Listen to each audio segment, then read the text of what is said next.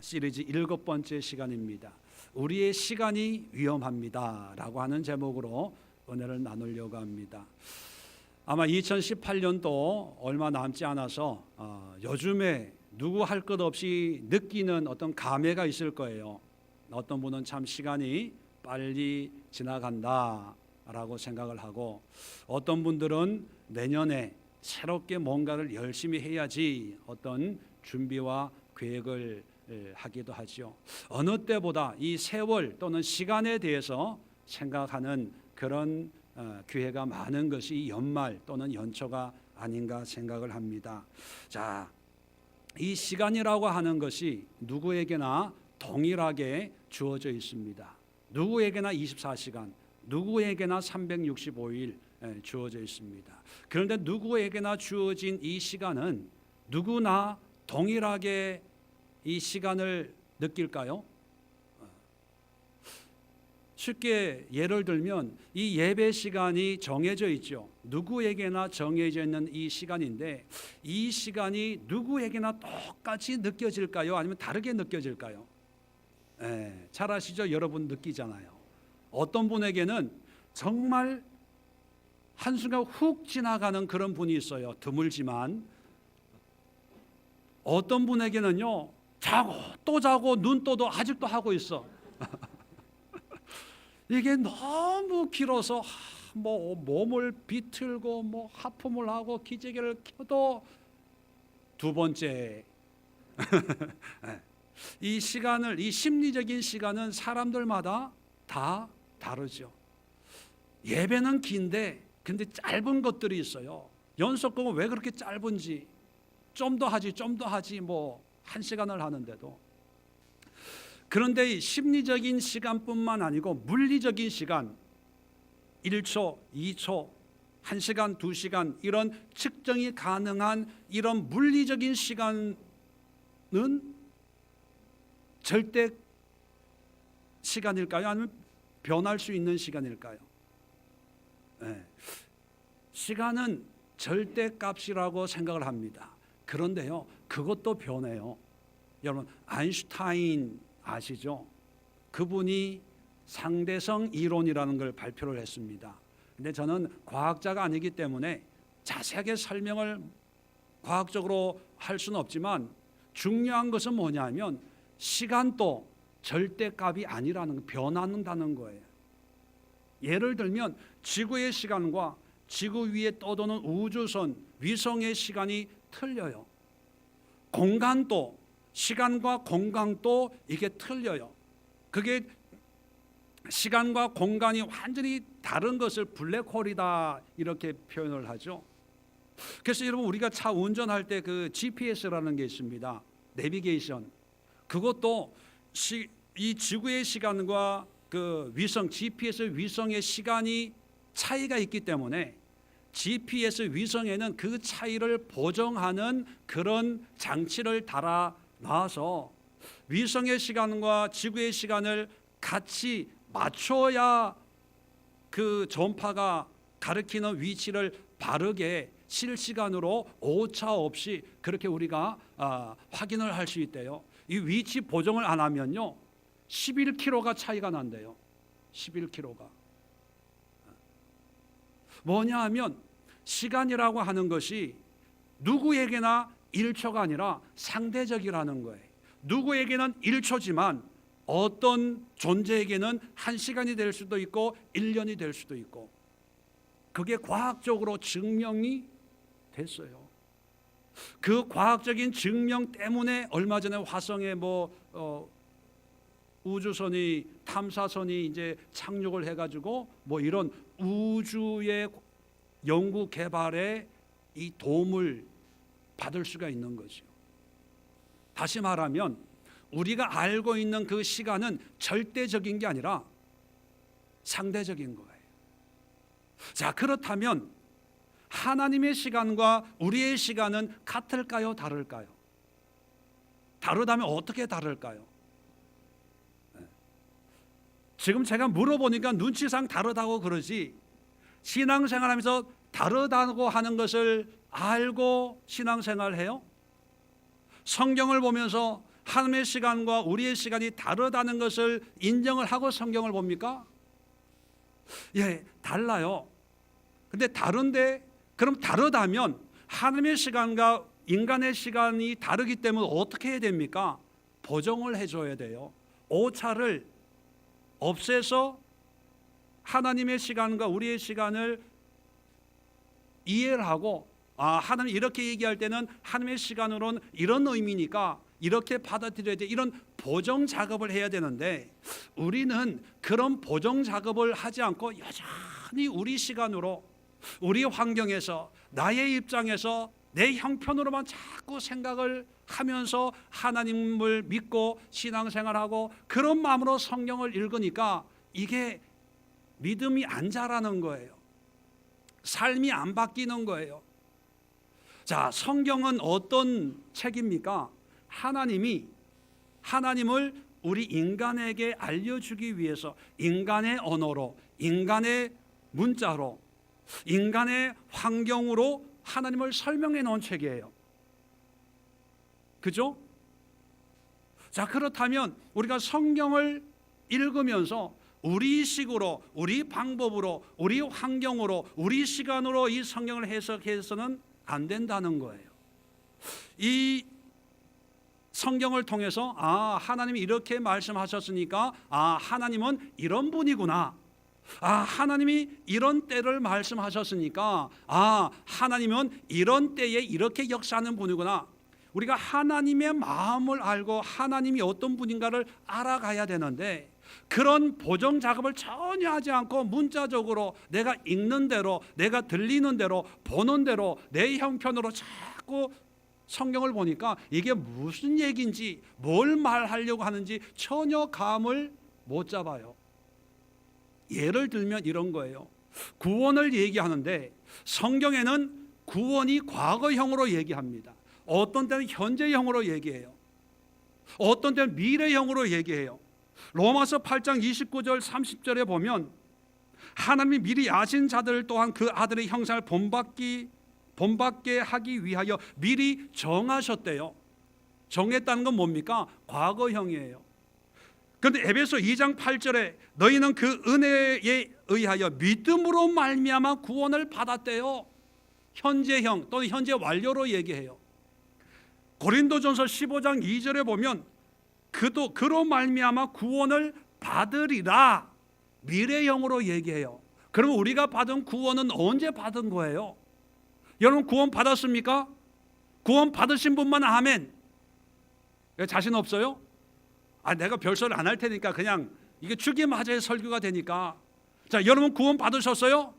구원 받으신 분만 아멘. 진짜 받으신 분만 두 손 들고 아멘. 그러면 언제 받았어요? 이미 받은 거예요? 지금 받고 있는 거예요? 앞으로 받을 거예요? 뭐예요? 지금 받았어요? 받고 있어요? 확실해요? 자신 있어요? 어떻게 알아요? 자, 구원의 문제만 이런 게 아니에요. 왜요? 우리가 이 시제에 대한, 시간에 대한 개념이 없으니까 이단들이나 구원파 이렇게 물으면 목소리가 점점 줄어들어요. 처음에는 구원 받았습니다 그래. 언제 어떻게 알아?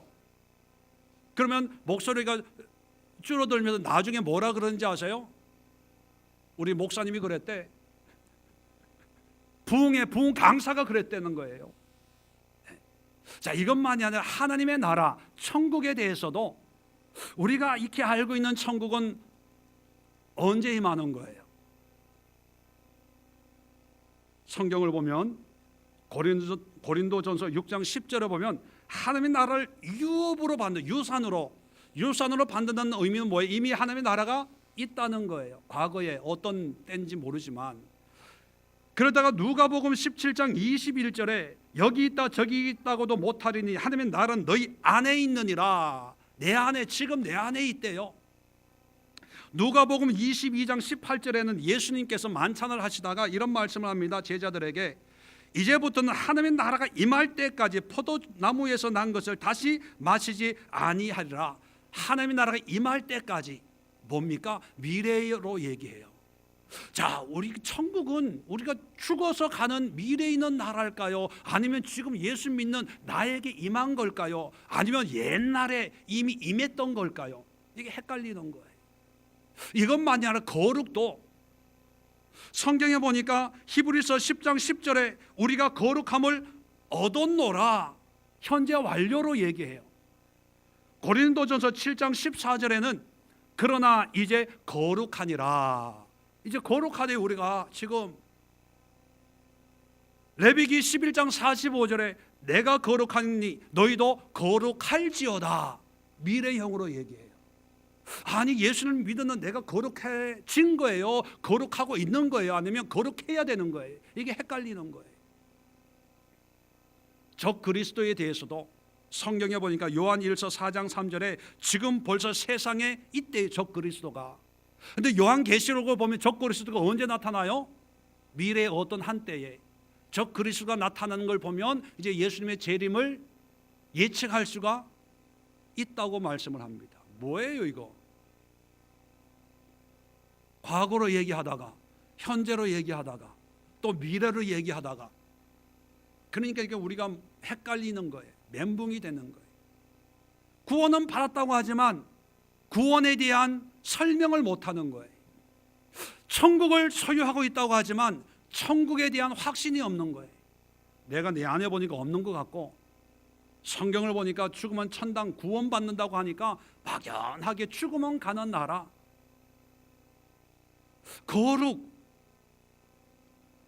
거룩해야 되는 거야. 거룩해진 거야. 이게 헷갈리는 거예요. 왜 그런지 아세요? 하나님의 시간과 우리의 시간이 다르기 때문입니다. 이게 보정 작업을 할 줄을 몰라서 그래요.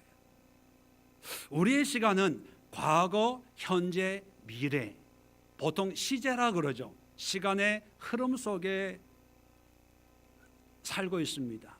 그래서 이 시간의 흐름 속에 살고 있고 앞으로 살아가기 때문에 우리에게 시간은 항상 이 시제에 따른 그런 개념을 가지고 있습니다. 그래서 이 우리가 가지고 있는 이 사람들이 가지고 있는 이런 시간을 성경에서는요 헬라어로 크로노스 그렇게 표현을 합니다. 크로노스, 크로니클이라는 영어 단어가 있어요. 크로니클, 연대기.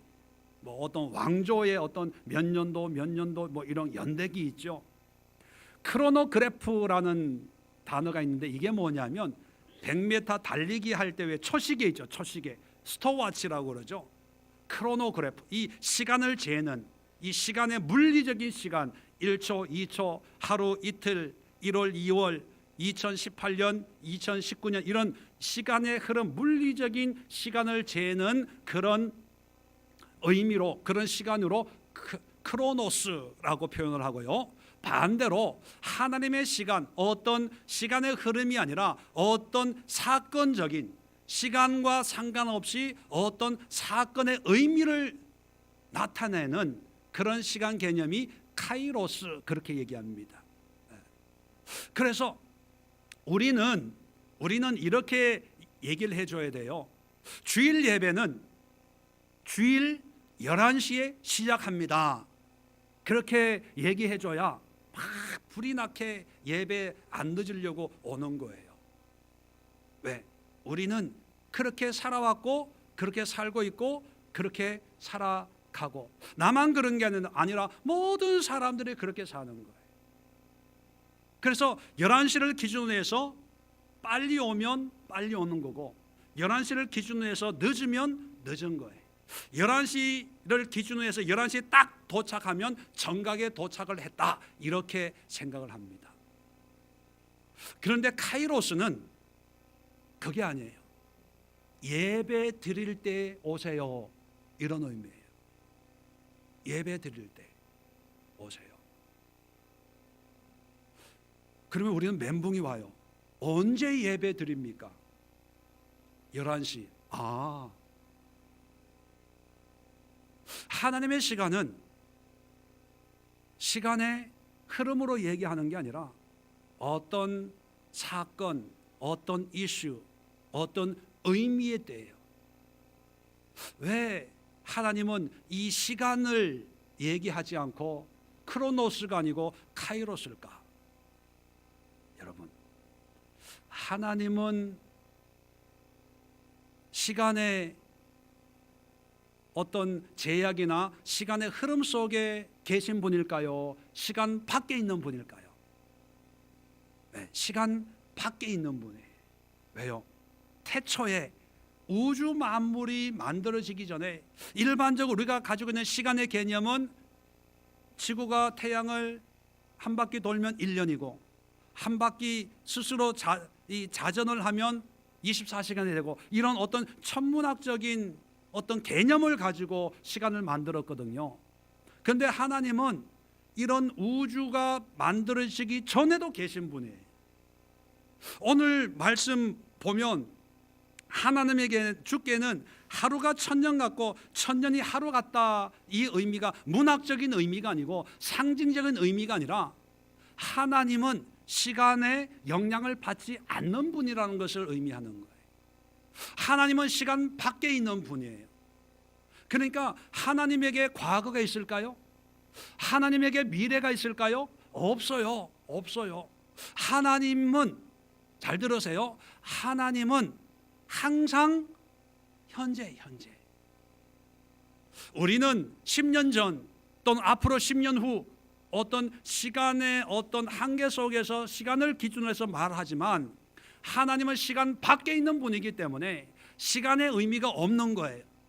성경 역사가 6,000년 또는 지구의 나이가 40억 년, 몇백억 광년 이렇게 표현을 하지만 우리에게는 엄청난 그런 시간의 크기가 있잖아요. 그런데 하나님에게는요, 몇 수백억 광년이라 그래도 하나님은 그게 의미가 없어요. 그냥 한 정점, 한 순간에 불과한 거예요. 시간 밖에 있는 분이니까. 그러면 하나님에게 시간은 어떤 의미를 주냐? 시간 밖에 있는 분에게 시간의 의미는요, 항상 현재예요. 이해가 되세요? 시간의 한계 속에 있기 때문에 우리는 어제, 오늘, 내일인데, 시간을 벗어난 분에게는요 항상 지금이에요. 지금. 과거도 없고 미래도 없고. 그래서 성경에 보면 알파와 오메가, 시작과 끝, 그렇게 표현해요. 그것은 뭐냐면 하나님이 시작하시고 끝마친다는 그런 개념이 아니라 모든 사건이나 모든 시간에 제약을 받지 않는 그런 분이다 하는 거예요. 자, 문제는 뭐냐면 하나님은 시간과 관계없이 항상 일정하신 분이에요. 현재형이라는 거죠. 언젠가도 제가 성경을 찾아보면서 말씀을 드렸는데 출애굽기 3장 14절에 보면 모세가 하나님에게 물어봅니다. 하나님의 이름이 뭡니까? 물어볼 때 하나님이 스스로 대답을 하죠. 뭐라고 대답하셨어요? 나는 스스로 있는 자다. 스스로 있는 자의 의미가 잘 안 와닿아요. 그런데 영어 성경을 보면 I am who I am이에요. I am이라고 하는 의미는 뭐예요? 나는 뭐뭐이다. 그런데 I am 하는 그 의미 속에는요 그냥 하나님의 존재의 의미를 얘기하는 거예요. 한마디로 얘기하면 being이에요. being. 나는 그냥 시작도 끝도 없고 항상 존재하는 거예요. 그 존재의 상태를 보면 과거에 존재했던 분도 아니고 앞으로 존재할 분도 아니고 항상 계시는 분, 그게 being이에요. 그게 하나님이에요. 그래서 하나님은 그 이름, 그 성량, 성품에 의해서 우리에게 무엇을 말씀하냐 하면 하나님의 시간은 현재지만 우리에게는 그게 과거가 될 수도 있고 현재가 될 수도 있고 미래가 될 수도 있는 거예요. 왜요? 하나님이 하나님의 현재를 우리에게 얘기해 주면 이해가 돼요, 안 돼요? 우리에게는 안 돼요. 예를 들면 하나님은 항상 현재니까 예배할 때 모이세요. 예배할 때 늦으면 안 됩니다. 이런 식으로 얘기한다니까요. 그러면 우리는 멘붕이 와요. 우리는 카이로스가 아니라 크로노스, 몇 날, 며칠, 몇 시에 모여라. 그래야 이해가 되거든요. 자, 그래서 하나님께서 하나님의 존재의 의미가 완전한 현재형인 그런 하나님이 우리에게 하나님에 관해서, 구원에 관해서, 하나님의 나라에 관해서 얘기할 때, 설명을 할 때 때로는 과거형으로, 때로는 현재형으로, 때로는 미래형으로 표현할 수밖에 없는 거예요. 왜? 우리의 인간의 언어로, 인간의 문학적인 표현으로, 인간의 상황 속에서 하나님을 소개해 주려고 하니까 인간의 수준으로 내려와야 되는 거예요. 좀 더 이해를 돕기 위해서 하나의 상상을 한번 해봅시다. 상상을. 하루살이와 우리가 대화를 한다고 생각해 봐요. 우리에게는 그냥 하루예요. 하루살이와 만나는데, 하루살이 입장에서는요, 아침은 과거가 되는 거고, 점심때는 지금 현재 나와 얘기하고 있고, 저녁은 미래예요. 하루살이에게 하루는 과거, 현재, 미래가 있지만 우리 인간들에게는 뭐예요? 그냥 하루예요. 1년으로 보면 우리에게는 2018년, 1년 참 빨리 지나간다. 아주 간단하게 설명이 돼요. 그런데 하루살이에게 1년은 365세대가 지나가 버리는 거예요. 우리에게는 그냥 1년이지만 하루살이에게는 엄청난 역사, 365세대가 왔다가 지나간 그런 세대. 이게 시간의 개념이 다르다는 거예요. 이해가 되시겠어요?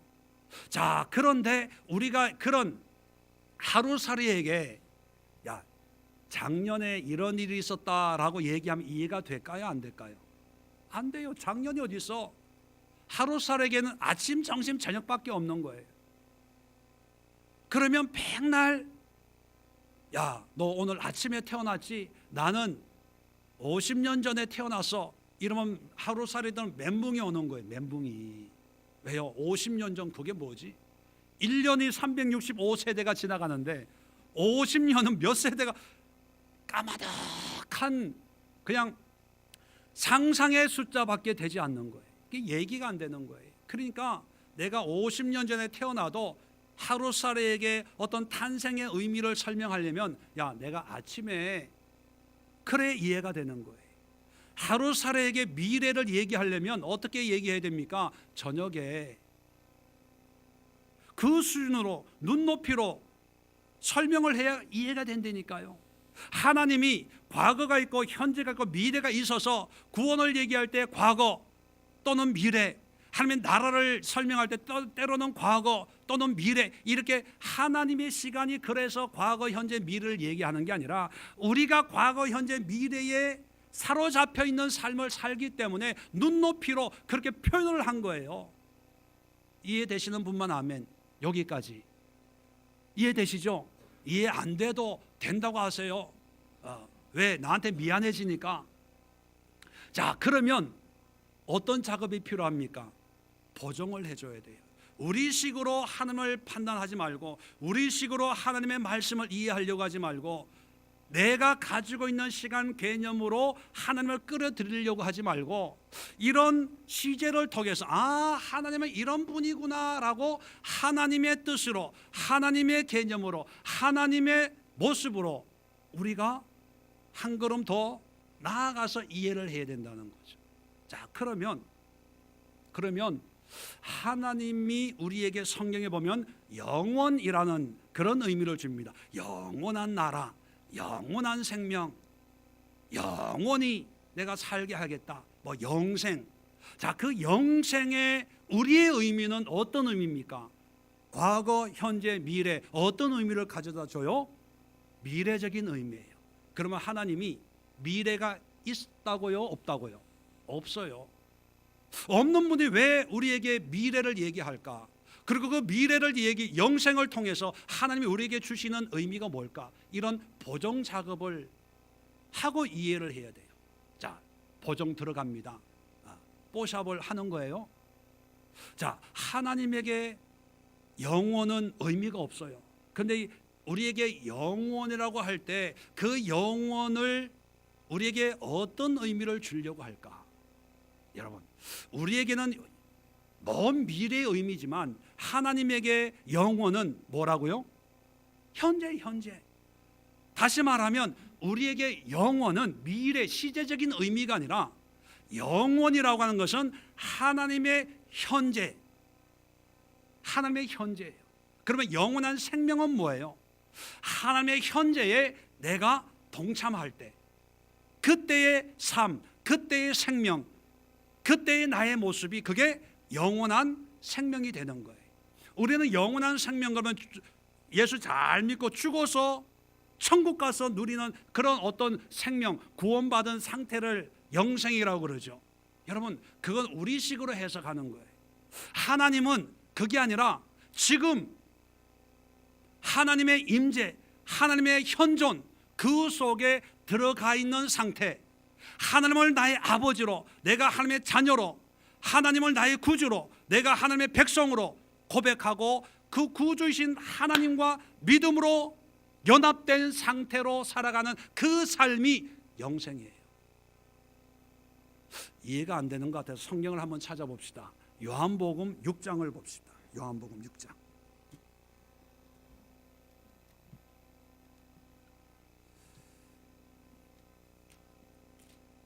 자, 요한복음 6장 55절 보면 오병이어의 말씀을 오병이어의 기적을 일으키고 이제 예수님이 설명을 해주는 거예요. 55절, 내 살은 참된 양식이요 내 피는 참된 음료로다. 내 살을 먹고 내 피를 마시는 자는 내 안에 거하고 나도 그 안에 거하나니 살아계신 아버지께서 나를 보내심에 내가 아버지로 말미암아 사는 것 같이 나를 먹는 그 사람도 나로 말미암아 살리라. 이것은 하늘에서 내려온 떡이니 조상들이 먹고도 죽은 것 같지 아니하여 이 떡을 먹는 자는 영원히 살리라. 자, 이 떡 오병이어의 기적, 또 우리에게는 좀 확장하면 예수님의 성찬을 통해서 피와 살의 그 의미를 우리가 생각하고 성찬을 먹으면 영원히 산대요. 그러면 성찬만 하면, 예수님이 주는 오병이어의 떡을 먹기만 하면 나중에 죽어서 영원히 산다는 의미일까요? 아니에요. 성경의 의미는 지금 예수님의 떡을 먹고 예수님의 살을 마시고 살을 먹고 예수님의 피를 마시면 그것이 바로 영생이란 거예요. 영생. 왜? 영원이라는 개념은 하나님에게는 현재거든요. 현재 하나님의 생명을 내가 먹고 마시는 거잖아요. 그럴 때 그게 영생이에요. 영생. 요한복음 17장을 보십시오. 요한복음 17장, 영생은 무엇이냐? 3절에 17장 3절, 영생은 곧 유일하신 참 하나님과 그가 보내신 자 예수 그리스도를 아는 것이니라. 자, 영생은 죽어서 언제 죽을지 모르지만 30년, 40년, 50년 뒤에 죽어서 천국에 가서 누리는 그런 삶으로 표현합니까? 예수님을 아는 그 순간을 얘기합니까? 미래적인 것이 아니라 지금 예수 그리스도를 아는 것, 하나님의 아들로 고백하고 경험하고 체험, 야다하는 순간이 바로 영생이라는 거예요. 자, 그러면 여러분, 지금까지 우리 이 시간이 위험한 이유가 뭐냐면 우리는 영생, 영원한 나라, 이걸 미래적으로 생각을 했어요. 그러니까 우리는 믿기만 하면, 믿음만 가지고 있으면 나중에 죽으면 천국 간다, 천당 간다라고 생각했는데 그건 우리식. 이걸 보정을 해서 하나님의 시간으로 생각하면 영생은 언제부터 시작하는 거예요? 지금 어떤 때 예수님을 믿고 예수님의 살을 먹고 예수님 피를 마시고 예수님의 은혜 가운데 예수님을 고백하고 시인하고 예수님과 연합된 삶을 사는 지금이 바로 영생인 거예요. 영생. 지금이 바로 하나님의 나라가 우리에게 임한 거예요. 미래가 아니라 현재를, 지금을 얘기하는 거예요. 나중에 천국 가서 예배 열심히 드리지 뭐. 천국은 뭐 죽지도 않고 영원히 예배한다니까 이 땅에서는 예배 좀 빠져도 돼. 신물나게 예배 드릴 텐데 뭐. 그거는 전혀 이 시간에 보정이 안 된 상태예요. 하나님의 시간은 지금입니다. 지금 바로 여기서 하나님과의 관계를 얘기하는 거예요.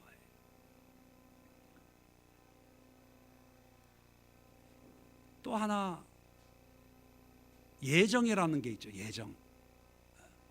예정론. 예정이라고 하는 것을 또 우리는 우리의 시간으로 생각을 해요. 예정하면 두 가지 시간 개념이 동시에 포함되어 있습니다. 뭐냐면 과거. 하나님이 과거에 우리가 태어나기도 전에, 형제를 이루기도 전에 하나님이 구원을 우리를 선택해서 예정해 놨기 때문에 또 우리에게는 또 다른 시제가 또 하나 생기게 되죠. 그러니까 나중에 하나님이 나를 구원하실 거야. 과거의 어떤 하나님의 역사와 미래에 하나님이 하실 어떤 역사를 이제 염두에 두는 거예요. 그러면서 나는 구원받기로 선택받은 사람이야. 그래서 어떤 사람은요, 나는 구원받기로 택함을 받았기 때문에 아무렇게나 살아도 하나님이 나를 구원하실 거야 라고 생각을 해요. 실질적으로 제가 그런 분을 만나봤어요. 뭐라고 얘기하냐면, 하나님이 아버지고 내가 하나님의 자녀가 됐는데 어떻게 아버지가 자녀를 버릴 수가 있냐요. 아무리 자녀가 속을 썩여도 한 번 자녀가 됐기 때문에 끝까지 사랑한대. 예배 안 드려도 그냥 하나님을 믿기만 하면 죽기 전에 반드시 하나님은 구원에 합당한 자로 다시 부르신대요. 그래서 예배 안 드리고 당구 치러 가요. 예배 시간 되면 드리고 시간 안 되면 안 드려도 전혀 신앙에 지장을 안 받는 분이 있더라고요. 뭘 믿기 때문에? 하나님의 예정을 믿기 때문에. 그런데 여러분, 성경에서 예정을 얘기하는, 하나님이 예정이라고 하는 우리의 크로노스의 시간, 과거와 미래의 어떤 시간 개념을 통해서 예정이라고 하는 그런 의미를 얘기할 때 이 시간적인 보정을 좀 해야 되는데 전혀 보정하지 않고 우리식으로, 우리 관점에서 우리의 어떤 인간의 어떤 개념으로 성경을 해석하고 신앙생활을 하니까 하나님과 관계가 없어지는 거예요. 자, 로마서 8장을 찾아봅니다. 로마서 8장 28절에 보면 29절 29절 30절 봅시다. 하나님이 미리 아신 자들을 또한 그 아들의 형상을 본받게 하기 위하여 미리 정하셨으니 이는 그로 많은 형제 중에 맏아들이 되게 하려 함이니라. 또 미리 정하신 그들을 또한 부르시고 부르신 그들을 또한 의롭다 하시고 의롭다 하신 그들 또한 영화롭게 하셨느니라. 자, 우리 구원의 여정이라고 얘기하죠. 선택하고 예정하고 소명 부르시고 또 칭이 어렵다 하시고, 자, 이것이 어떻게 앞으로 됐다는 거예요? 이렇게 하겠다는 거예요? 또 이렇게 하고 있다는 거예요. 과거, 현재, 미래. 30절에 보면 영화롭게 하셨느니라. 할 거다라고 아니라 하셨대요. 그러니까 나는, 우리 믿는 사람은 이미 예정이 됐다. 자, 그러면 과거에 이렇게 하나님이 하셨으니까 지금 그런 신분이고 앞으로 어떤 시점이 되면 하나님이 하셨기 때문에 당연히 그렇게 되어진다, 이렇게 이해를 하는 거예요. 그런데 하나님에게는 과거, 현재, 미래가 있다 없다? 없어요. 항상 현재. 지금 부르시고 지금 의롭다 하시는 거예요.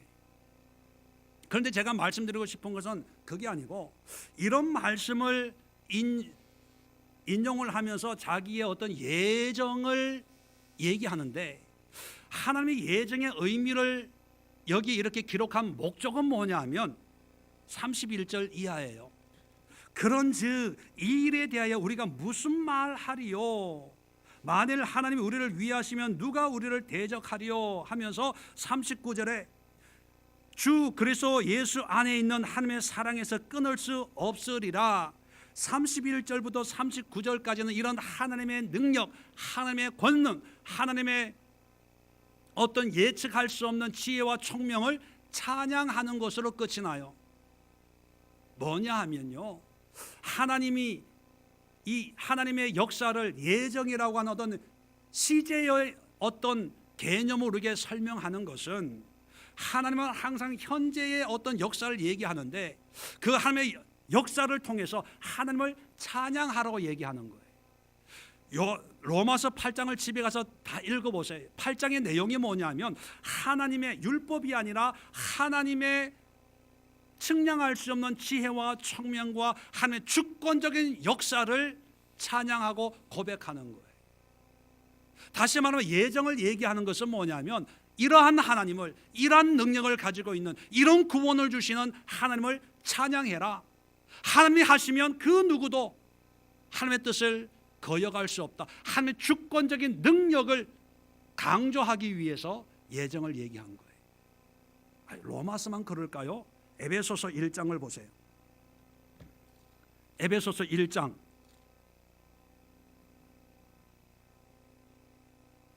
5절 6절입니다.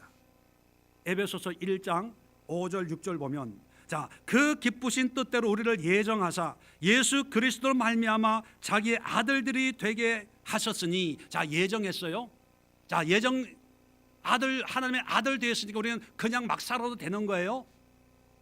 그걸 얘기하려고 하는 게 아니라 6절, 이는 이유예요. 이유. 왜 예정을 얘기하고 있냐? 그 이유는 그가 사랑하는 자 안에서 우리에게 거저 주시는 바 그의 은혜의 영광을 찬송하게 하려는 것이라.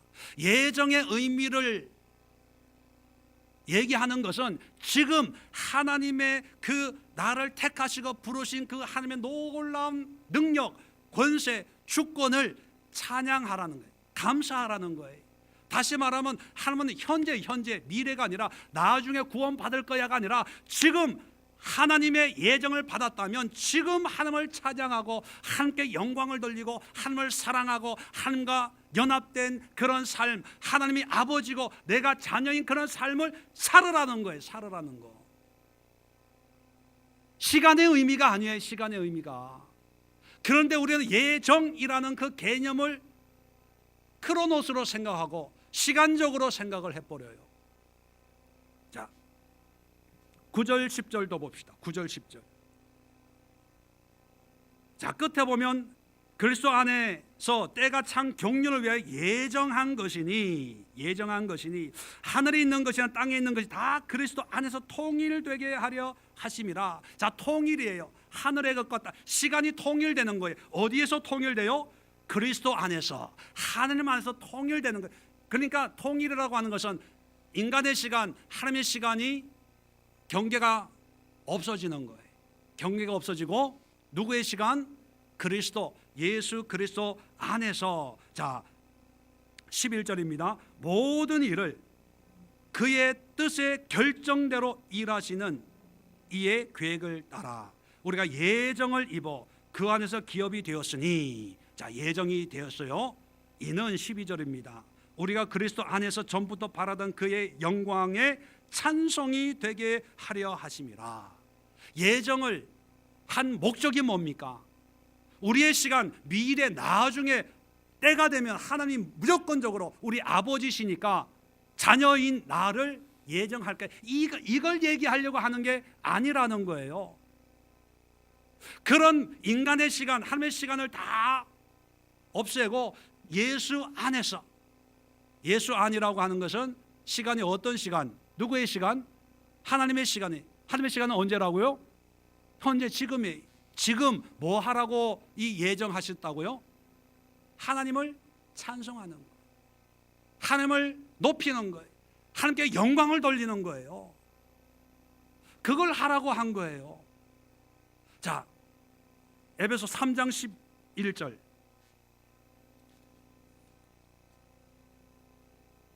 자, 곧 영원부터 우리 주 그리스도 예수 안에서 예정하신 뜻대로 하신 것이라.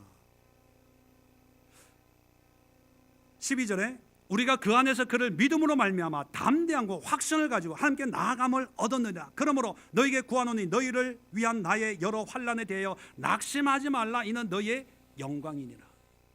뭐예요? 하나님 앞에 예정 받았기 때문에 나중에 구원받을 거야 라가 아니라 지금 하나님을 믿고 함께 나아가라는 거예요. 그리고 여러 환난에 대하여 지금 상황에 대해서 낙심하지 말라는 거예요. 이는 너의 영광이니라. 그 영광이 나중에 죽어서 누리는 거예요. 지금 누리는 거예요. 지금 어떻게? 영광의 모습이 뭐예요? 예정을 입은 사람들에게 주어지는 영광의 모습이 뭡니까? 면류관 쓰는 거예요? 뭐 개털 모자라도 덮어 쓰는 거예요? 아니, 지금 믿음 가운데 하나님께 나아가는 거예요. 지금 환난과 연단을 믿음으로 낙심하지 않고 믿음으로 찬송하고 감사하고 즐겁게 사는 게 그게 성도들에게 주신 하나님의 영광이에요. 그렇게 살라고 예정이라고 하는 하나님의 주권적인, 과거에 하나님이 이렇게 하셨다라고 하는 하나님의 주권을 설명하기 위해서 인간의 시간으로 설명을 했는데, 이거를 하나님의 뜻과는 전혀 180도 다르게 함께 영광을 돌리고 하나님을 찬양하고 지금 함께 나아가고 예배하고 기도하고 하나님의 뜻대로 환난과 연난 가운데 낙심하지 않고 믿음으로 승리하기 위한 이런 노력은 안 하고 뭐라 그런지 알아요? 구원받았대, 예정됐대. 그러니까 나중에 하나님이 구원시켜 주실 거래. 믿습니다. 그리고 할 짓 다 해요. 하고 싶은 거 다 해요. 왜 이렇게 됐습니까? 우리의 시간이 위험해졌어요. 하나님의 시간을 전혀 생각지를 않는 거예요.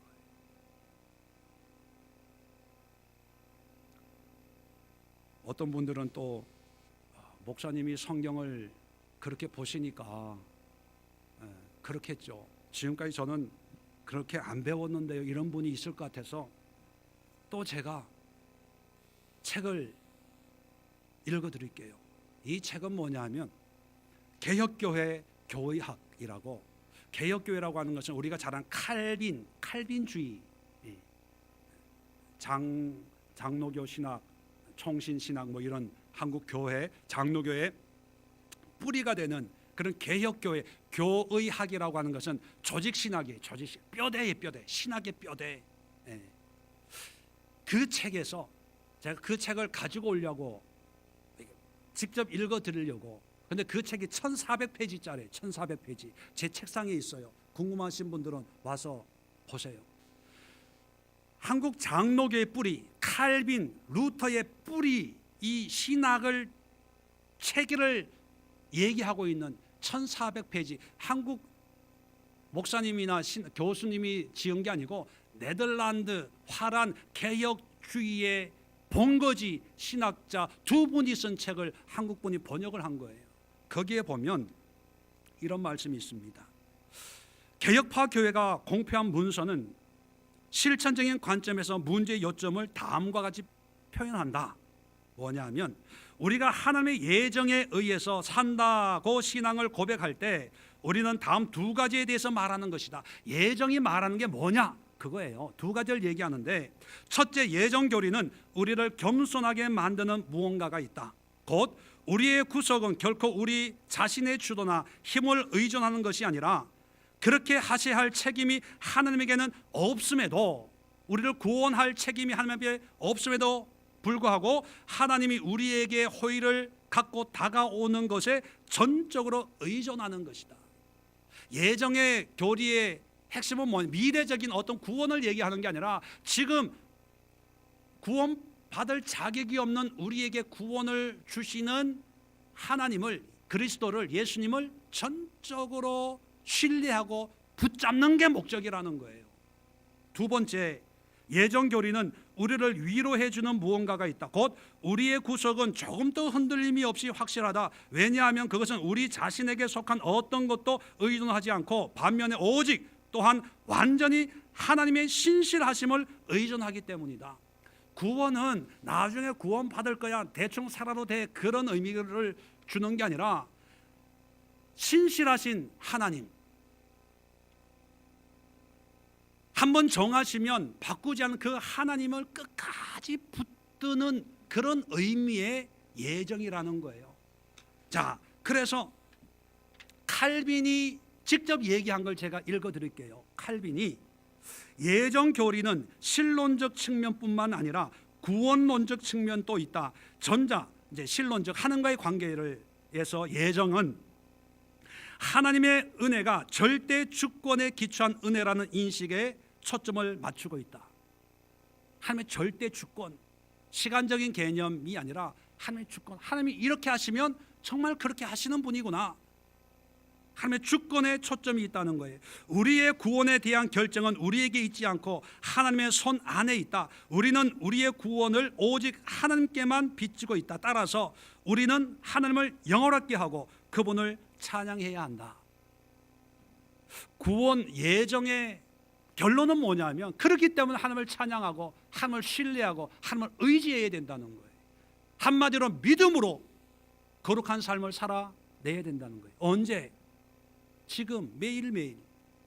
반면에 후자, 구원론에 대해서는 특별히 우리가 믿음을 통하여 얻은 구원의 확실성을 암시해 준다. 이것은 일시적인 확실성이 아니라 영구적인 것이다. 구원의 확실성은 본질적으로 그리스도 안에서 우리를 택하신 하나님의 영원한 사랑이다. 칼뱅의 견해와 일치하는 것으로 도르트 신조는 하나님의 선택에 대한 교리는 하나님의 거룩한 이름의 영광을 위해, 또한 그분의 백성의 커다란 위로를 위해 오늘 교회 안에서도 계속해서 가르쳐야 한다고 주장한다. 뭐냐면, 그렇기 때문에 예정교리를 가르쳐야 되는데, 이 가르침의 목적이 뭐냐면 하나님의 거룩한 이름의 영광을 위해, 또 그런 영광을 위해 살아가는 성도들에게 위로를 주기 위해. 비록 환난과 연단은 있지만 하나님의 구원을 내가 믿습니다 라고 하는 그런 위로를 얻기 위해서 이 예정을 가르쳐야 된다는 거예요. 미래적인 어떤 사건을 가르치는 것이 아니라는 거예요. 자, 그래서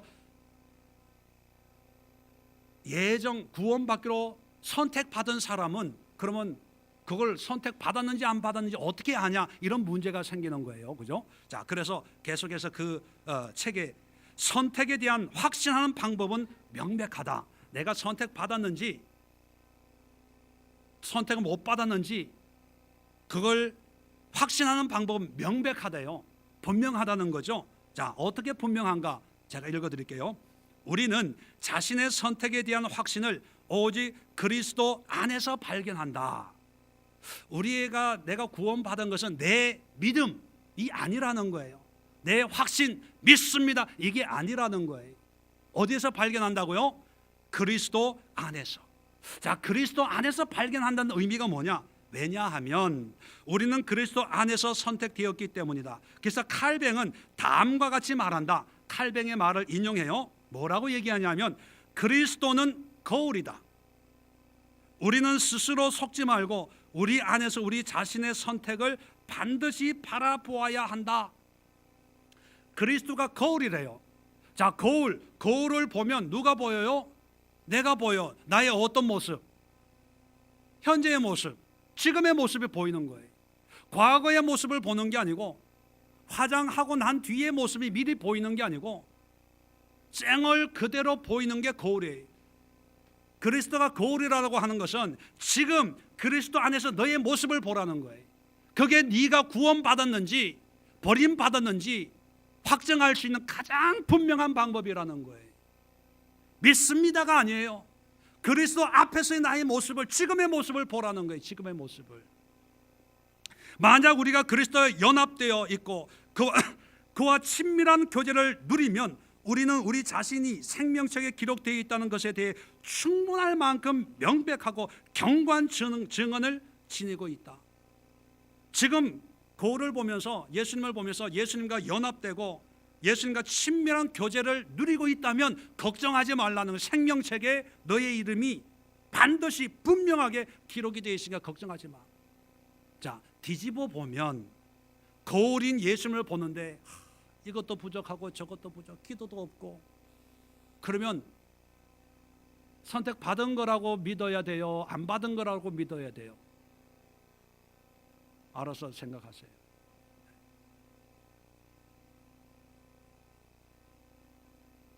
하나님은 현재입니다. 현재. 구원 예정 얘기하면 또 장로교에서 신앙생활 하신 분들은 성도의 견인이라고 하는 그런 신학적인 개념을 알고 있을 거예요. 성도의 견인이라고 하는 건 뭐예요? 택함받은 성도를 하나님께서 구원의 날까지 끌고 가신다는 거예요. 그게 일반적으로 알고 있는 거예요. 그런데 그게 아니에요. 신학을 보면, 신학을 공부해 보면 견인하는 순간 우리는 뭘 떠올리냐면 레카가 고장난 차를 끌고 정비소까지 가는 견인. 그것은 어떤 의미로 받아들이니, 나는 그냥 믿기만 하면 하나님이 그냥 성령으로 무조건 끌고 하나님의 뜻 가운데로 이제 인도한다고 생각해서 내가 하는 일은 할 수 있는 건 전혀 없고 전적으로 하나님이라고 얘기해요. 그런데 맞는 면도 있지만 틀린 면, 이게 뒤죽박죽으로 섞여 있는 거예요. 근데 개혁교회, 조직신학에서, 칼빈주의에서, 장로교에서 원래대로 가르치는 성도의 견인이 뭔가를 읽어드릴게요. 성도의 견인은 믿음 안에서 또한 믿음을 통해서 끝까지 인내하는 것이다. 믿음은 우리 자신의 자질과 성취를 인정하지 않는다. 그것은 개인적인 성취에 의존하거나 그것에 호소하지 않는다. 오히려 믿음은 하나님의 은혜에 초점을 맞추며 또한 그것에 의존한다. 어떻게 우리는 현실에서 견인의 위로를 즐기며 그것을 경험할 수 있는가? 우리는 믿음 안에서 하나님의 은혜를 바라보며 또한 그것을 꼭 붙잡고 있어야 한다. 따라서 믿음은 우리를 초월하는 하나님의 은혜에 힘입어서 앞을 향해 나아가는 것이다. 이게 무슨 뜻이냐면요, 견인은 우리가 하나님을 붙드는 거예요. 견인은 하나님이 우리를 붙들고 레카 견인하지 끌고 가는 개념이 아니고, 우리가 이런 신실하신, 주권적으로 구원을 주시는, 믿는 자에게 호의를 베푸시는 이런 하나님을 끝까지 붙들고 가는 거예요. 붙들 때 하나님이 끌고 가는 거예요. 옛날 이런 걸 생각해 보면 돼요. 옛날에 눈 오는 날 스케이트 미끄럼틀 타잖아요. 그러면 아이들이 미끄럼틀을 막 타다가 힘드니까 누굴 불러요? 아빠를 불러요.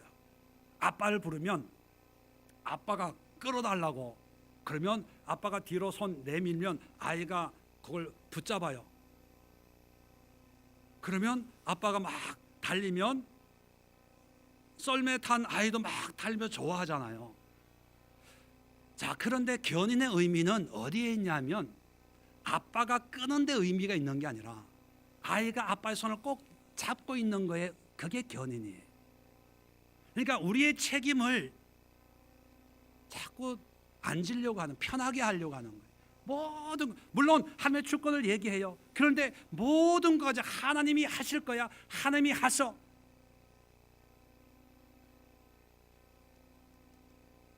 왜? 내가 편하려고.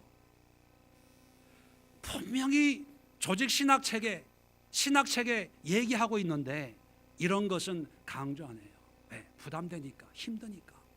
그냥 내가 어떻게 살든지 하나님이 알아서 하시겠지 뭐. 그게 위로가 되는 거예요. 설교할 때도요, 교인들한테 저처럼 이렇게 설교하면 인기 없어, 교회 부흥 안 돼요. 왔다고도 그냥 가요. 어떻게 설교해야 되냐? 하나님 믿으십니까? 아멘. 그러면 하나님께서 여러분의 삶을 끝까지 책임져 주십니다. 하나님은 결코 여러분을 외면하지 않고, 여러분의 모습이 어떠하든지 하나님은 여러분을 사랑하시고, 감당할 수 없는, 자격이 안 되는 여러분들을 자격이 있는 것처럼 여길 겁니다. 누구 때문에? 예수님 때문에. 그러니까 예수님만 믿고 열심히 신앙생활 하시면 우리 다 하늘나라에서 만납시다, 뭐 이렇게 얘기해요. 그러면 성도들이 막 감동을 받아요. 그래, 나 같은 죄인들 하나님 이렇게 너무 설교 은혜가 된대. 이 교회가 딱 내가 찾던 교회래. 네. 그러면서 이제 믿습니다만 연발하는 거예요. 그런데 삶 속에 믿음을 붙들고 가다가 삶 속에 연말에 회식하자 그러면 슬쩍 나와요. 왜? 난 구원받았으니까, 예정됐으니까, 선택했으니까. 한 잔, 두 잔, 뭐 술 먹는 게 뭐 나쁘다는 의미가 아니고 그냥 타협하는 거예요. 타협하다가 교회에 와서 또 목사님 한 주간 죄악 가운데 살다 돌아온 이 백성들을 주여 용서하옵소서. 아멘, 아멘 합니다. 은혜가 돼요. 그래, 천부의 의지없어 손 들고 옵니다. 그리고 믿음을 붙잡아요. 또 세상 나가서 또 하나님의 손을 붙잡은 손을 슬쩍 놓고 세상 쾌락, 오락, 음란, 퇴폐적인 걸 일삼아요. 또 교회 오니까 또 목사님의 기도로 위로해 주네. 그게 신앙인 줄 알아요. 그러면서 천국에 내가 죽으면 천국 간다고 생각. 왜? 예정받았으니까. 여러분, 하나님은 지금밖에 없어요. 지금밖에. 오늘밖에 없어요. 지금 이 순간. 이 순간 우리가 이 임재하시는 하나님을 경험하고 체험하는 순간, 그 삶 속을 살아갈 때 그게 영원한 생명이에요. 그 지금 역사하시는 하나님의 말씀에 순종하고 하나님의 말씀 앞에 복종하고 하나님은 나의 왕이시고 나는 그의 자녀고 백성이라고 고백하면서 내 뜻을 내려놓고 하나님의 뜻에 절대적인 순복을 할 때 그게 하나님의 나라예요. 그런 감격, 감동이 구원이에요. 세상은 핍박과 고난과 손해가 있죠. 내가 쓸 것도 없는데 연말에 돈이 없어져 안절부절하는데 주님의 은혜에 감사함으로 감사헌금을 낼 때 힘들어요. 갈등이 있을 수 있어요. 그런데 그런 갈등을 이기고 주님 앞에 시간과 물질과 우리의 마음과 우리의 삶을 주님 앞에 내어드릴 때 그게 영광이에요. 영광. 천국에서 면류관 쓰는 게 영광이 아니고 그게 영광이. 아까 성경 읽어봤잖아요.